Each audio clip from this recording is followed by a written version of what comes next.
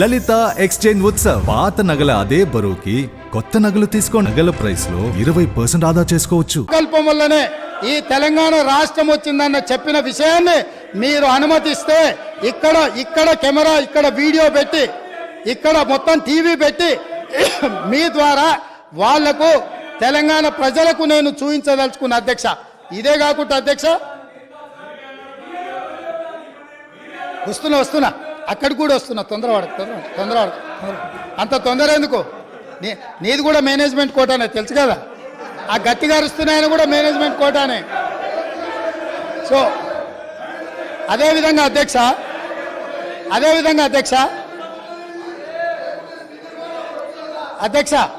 అదేవిధంగా 18 జూలై అధ్యక్ష బాగినాలే ప్రతిపక్ష నాయకులు 18 జూలై 1996 ఒక చర్చ సందర్భంగా ఈ చర్చ 16 జీవో మీద తెలంగాణ సమస్యల మీద చర్చ జరిగినప్పుడు ఒక గొప్ప నాయకుడు, చాలా గొప్ప నాయకుడు అని చెప్పుకునేవాళ్ళు ఏం మాట్లాడినరో నేను చెప్పదలుచుకున్నా అధ్యక్ష.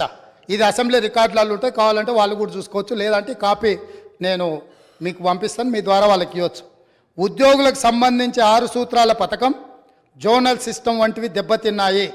సర్ప్లస్ స్టాఫ్ను రాష్ట్రంలో ఏ మూలనైనా వాడుకునేలా వీలు ఉండాలి, కానీ ఆ విధానం లేదు. మనం విధించుకున్న ఆటంకం 6 సూత్రాల జోనల్ విధానం. సిబ్బందిని వినియోగించుకోలేక, పని లేకపోయినా కోట్ల లక్షల రూపాయలు నిరర్థకంగా పెట్టుకొని ఖర్చు చేస్తూ వృధా చేస్తున్నాం. ఈ విధానంలో మార్పులు చేయాలి, డైనమిక్గా మూవ్ కావాలి. ఆయా ప్రాంతాల ప్రజాప్రతినిధులతోనూ ఉద్యోగ సంఘాలతోనూ సంప్రదింపులు జరిపి జోనల్ విధానాన్ని తొలగించడానికి ప్రయత్నం చేయాలి. ఆనాడు 69 తెలంగాణ ఉద్యమంలో ఎంతోమంది అమరులై కేంద్ర ప్రభుత్వంతో కొట్లాడి నిటారుగా నిలబడి సాధించుకున్న జోనల్ విధానాన్ని, జోనల్ విధానం ద్వారా ఉద్యోగ ఉపాధి అవకాశాలలో తెలంగాణ వాటాను, కోటాను నిర్ణయం చేసి జోనల్ విధానం తీసుకొస్తే ఈ 18 జూలై 1990 నాడు ఆనాడు మంత్రిగా ఉన్న శ్రీ గౌరవనీయులైన కల్వకుంట్ల చంద్రశేఖరరావు గారి ప్రసంగంలోని పాఠం ఇది. వారికి తెలంగాణ ప్రజల పట్ల, తెలంగాణ విధానాల పట్ల ఉన్న నిబద్ధత. ఈరోజు వాళ్ళు ఇక్కడ వచ్చి వారి వారసులం మేము, మా అంత ప్రబుద్ధులే లేరు, మా అంత గొప్ప ఉద్యమకారులే లేరు, తెలంగాణ అంటే మేమంటే తెలంగాణ అని గొప్పలు చెప్పుకునే వాళ్ళు ఇదే సభలో ఇక్కడే నిలబడి కల్వకుంట్ల చంద్రశేఖరరావు గారు మాట్లాడిన ప్రసంగం ఇది. ఇట్లా మాట్లాడినందుకు వారి తరఫున ఇక్కడ మాట్లాడిన వాళ్ళు మొదట తెలంగాణ ప్రజలకు క్షమాపణ చెప్పి జోనల్ విధానాన్ని, 6 సూత్రాల విధానాన్ని వ్యతిరేకించినందుకు తెలంగాణ ప్రజలకు క్షమాపణ చెప్పి మాట్లాడితే బాగుంటుంది.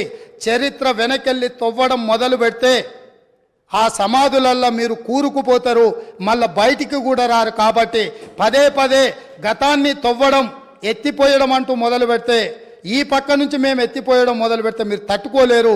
అందుకే 2 జూను 2014 నుంచి తెలంగాణ రాష్ట్రం ఏర్పడ్డ తర్వాత జరిగిన పరిణామాల మీద మొదటి 9.5 సంవత్సరాలు మీరు పరిపాలన అందించారు, రాబోయే 10 సంవత్సరాలు మేము పరిపాలన అందించబోతున్నాం.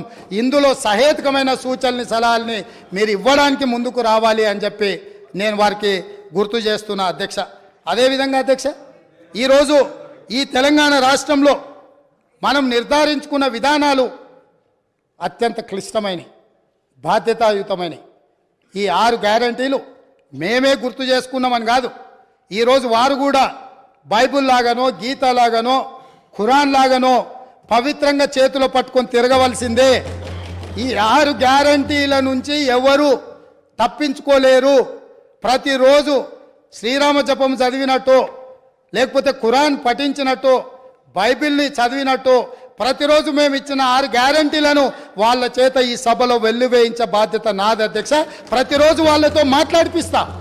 ఎందుకు అనంటే వాళ్లకు కూడా పథకాలలో ఉన్న గొప్పతనం అర్థం కావాలి, అర్థం చెయ్యాలి. అందుకే మీరు మిమ్మల్ని విజ్ఞప్తి చేస్తున్నా, రిక్వెస్ట్ చేస్తున్నా, వాళ్లకు అవసరమైనప్పుడు మైక్ ఇచ్చి వాళ్ళని ఎప్పటికప్పుడు మాట్లాడించాల్సిందిగా నేను కోరుకుంటున్నాను అధ్యక్ష. అదే విధంగా అధ్యక్ష, గవర్నర్ ప్రసంగము కాంగ్రెస్ పార్టీ మేనిఫెస్టో లాగానే ఉందని మరి పెద్దలు చాలా అనుభవజ్ఞులు కడియం శ్రీహరి గారు, వారి పట్ల నాకు గౌరవం ఉంది. ఎప్పుడైనా మీరు ఇంతకాలము మంత్రిగా ఉప ముఖ్యమంత్రిగా పనిచేసిండ్రు, ఏ గవర్నర్ గారి ప్రసంగమైనా మా ప్రభుత్వం యొక్క ప్రణాళిక, మా విధి విధానాలు, మా భవిష్యత్తు ఏదైతే ప్రణాళిక ఉన్నదో ఆ భవిష్యత్తు ప్రణాళికలనే మేము క్యాబినెట్లో చర్చించి మేము భవిష్యత్తులో ప్రజలకి ఏ విధంగా మేము మేలు చేయబోతున్నామో, ఈ ప్రజల బాగు కోసం, అభ్యున్నతి కోసం మేము చేపట్టబోయే చర్యలు ఏమున్నాయో గవర్నర్ ద్వారా మేము ప్రజలకు వివరించదలుచుకున్నాం. గవర్నర్ ప్రసంగం అంటే క్యాబినెట్ ఆమోదం పొందిన ప్రసంగం. కాబట్టి గవర్నర్ గారి ప్రసంగం ఎస్ బల్లగుద్ది చెప్తున్న మా కాంగ్రెస్ పార్టీ మేనిఫెస్టోనే గవర్నర్ గారి ప్రసంగంలో పెట్టినాం. అది మా బాధ్యత. అది అల్లా తప్పగా తయారు చేసింది కాదు. నిబద్ధతతోని నిక్కచ్చితంగా మేమందరం కూర్చొని, ఎవరో ఒక్కరు ఎక్కడనో కూర్చొని ఏదో రాసి ఏదో ఇచ్చి ఏదో చదివించే విధానం కాంగ్రెస్లో లేదు. సమిష్టి నాయకత్వం, సమిష్టి నిర్ణయాలు, సమిష్టిగా పరిపాలన జరుగుతుంది, సామాజిక న్యాయం జరుగుతుంది. అందుకే కాంగ్రెస్ పార్టీ స్పష్టంగా చెప్పింది, 6 గ్యారంటీలతో పాటు 7వ గ్యారంటీ ఇస్తున్నాం. ప్రజాస్వామ్యాన్ని ప్రజలకు అందిస్తాము, ప్రజలకు స్వేచ్ఛనిస్తాం, ప్రజలకు సామాజిక న్యాయాన్ని అందిస్తాం, సమానమైన అభివృద్ధిని తీసుకొస్తామని చెప్పి ప్రజలకు మేము మాట ఇచ్చినాం. 2004 నుంచి 2014 వరకు తీసుకొచ్చిన సంక్షేమ పథకాలు, అభివృద్ధి పథకాలు ఈరోజు హైదరాబాదు నగరంలో ఉన్నాయంటే ఔటర్ రింగ్ రోడ్ వాళ్ళు కట్టినరా అధ్యక్ష? అంతర్జాతీయ ఎయిర్పోర్ట్ వాళ్ళు కట్టినరా? మెట్రో రైలు వాళ్ళు కట్టినరా? హైదరాబాద్కి కృష్ణానది జలాలు వాళ్ళు తీసుకొచ్చిండ్రా? హైదరాబాద్కి గోదావరి జలాలు వాళ్ళు తీసుకొచ్చిరా? హైదరాబాద్లో ఈరోజు తీగల వంతెన మీద ఫోటోలు దిగుతున్న వాళ్ళు ఆనాడు కాంగ్రెస్ పార్టీ అధికారంలో ఉన్నప్పుడు చేసిన ప్రణాళికనే అన్న సంగతి అప్పుడే మర్చిపోయినరా? ఇవాళ మీరు నెత్తి మీద నీళ్లు చల్లుకున్నంత మాత్రాన గోదావరి తాగునీటి జలాలకు ప్రణాళిక పెట్టింది ఎవరు? ప్రారంభించింది ఎవరు? పనులు ముందుకు తీసుకొచ్చింది ఎవరు అధ్యక్ష? ప్రాణహిత చేవెళ్ల ప్రాజెక్టును ఆనాడు దేవేందర్ గౌడ్ గారు పాదయాత్ర చేసి తెలంగాణ ప్రజలకు ప్రాణహిత చేవెళ్ల ప్రాజెక్టు కావాలి అని అంటే, ఒక తెలంగాణ బిడ్డగా దేవేందర్ గౌడ్ గారు కాంగ్రెస్ పార్టీ కాకపోయినా ఆనాటి కాంగ్రెస్ పార్టీ ఎస్ ఈ ప్రాజెక్టు ద్వారా 14 లక్షల ఎకరాలకు 38,400 కోట్ల రూపాయలతోటి నీళ్లు ఇవ్వాలని ఉక్కు సంకల్పంతో డాక్టర్ బాబాసాహెబ్ అంబేద్కర్ ప్రాణహిత చేవెళ్ల ప్రాజెక్టును ప్రారంభించారు. పెద్దలు వెంకటస్వామి గారి సూచనతోని ఆ పేరును పెట్టినరు. పనులు ప్రారంభించి చేవెళ్లలో అర్ధాంతరంగా ఆగిపోయిన పనులకు ఎవరు బాధ్యత తీసుకుంటారని నేను అడుగుతున్నా అధ్యక్ష. ఆనాడు కాంగ్రెస్ పార్టీలో ఉన్న నాయకులు, చిన్నారెడ్డి గారు లాంటి వాళ్ళు మాట్లాడడం వల్ల పాలమూరు ప్రాంతానికి, రంగారెడ్డి ప్రాంతానికి సాగునీటి ప్రాజెక్టు నిర్మించాలి, సాగునీరు తాగునీరు ఇవ్వాలి అని పాలమూరు రంగారెడ్డి ఎత్తిపోతల ప్రాజెక్టుకు 2013లోనే మంజూరు ఇచ్చి పనులను సర్వేలు చేయమని ఆదేశాలు ఇచ్చి దానికి పునాది రాయి వేసింది కూడా కాంగ్రెస్ పార్టీ కాదా అని నేను అడుగుతున్నా. ఉమ్మడి రాష్ట్రంలో చివరి జీవో నెంబర్ 69 నారాయణపేట కొడంగల్ ఎత్తిపోతల పథకానికి 8.5 టీఎంసీలతో 1,500 కోట్ల రూపాయలతో 1,07,000 ఎకరాలకు సాగునీరు తాగునీరు ఆ ప్రాంతానికి అందించాలని ప్రాజెక్టు ఆమోదిస్తే, నికర జలాల కేటాయింపుతోనే ఆనాడు గవర్నర్ గారు జీవో ఇస్తే, ఆ జీవోను ఈనాటి వరకు తుంగలు తొక్కిపెట్టి నారాయణపేట కొడంగల్ ప్రాంతాన్ని ఎడారిగా మార్చింది వాళ్ళు కాదా? ఈ వివక్ష వీళ్ళు చేసింది కాదా అని నేను అడుగుతున్నా అధ్యక్ష. ఇదేనా ఈ తెలంగాణ రాష్ట్రంలో తెలంగాణ వాడు ముఖ్యమంత్రిగా ఉండి తెలంగాణ ప్రాంతాన్ని పరిపాలిస్తున్నాడు అన్నప్పుడు ఎందుకు మా ప్రాంతాలు వివక్షకు గురైనాయి? మా ప్రాంతాలు ఈ రోజుకి వలసల ప్రాంతంగా ఎందుకు ఉన్నది? ఈ వలసలకు, ఈ చావులకు వీళ్ళు కారణం కాదా అని నేను అడుగుతున్నా అధ్యక్ష. అదేవిధంగా ఈరోజు నేను మాట్లాడదలుచుకున్న అధ్యక్ష, తెలంగాణ రాష్ట్రంలో డ్రగ్స్ మహమ్మారి లేకుండే, తెలంగాణ ఉమ్మడి రాష్ట్రంలో డ్రగ్స్ గురించి చర్చ లేకుండే, గంజాయి మత్తు లేకుండే, లిక్కర్ కూడా అతి తక్కువగా ఉండే. కానీ ఇవాళ ఏ పేపర్ చూసినా, ఏ టీవీ చూసినా గంజాయి మత్తులో దాడులు జరుగుతున్నాయని, సింగరేణి కాలనీలో 6 సంవత్సరాల పసికూనను గంజాయి మత్తులో రేపు మర్డర్ చేస్తే ఈ ప్రభుత్వం అచేతనంగా ఉండిపోయింది.